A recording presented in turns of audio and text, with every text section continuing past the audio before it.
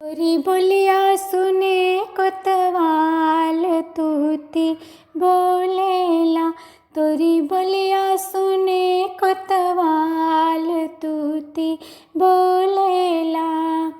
ऊंचे चौतरवा पे बैठे समधिया, ऊंचे चौतरवा पे बैठे समधिया।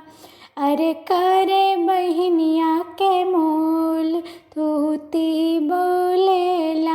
अरे करे बहनिया के मोल तूती बोलेला। तोरी बोलिया सुने कोतवा तूती बोलेला।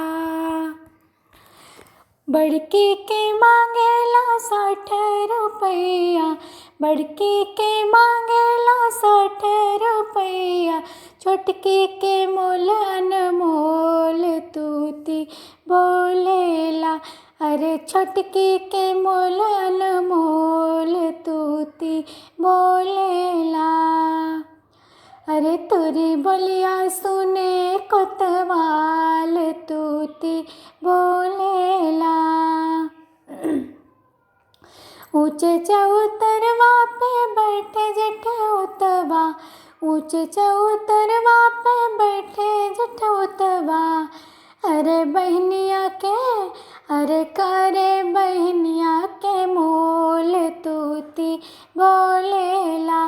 अरे करे बहनिया के मोल तूती बोलेला। तोरी बोलिया सुने कोतवाल तूती बोलेला।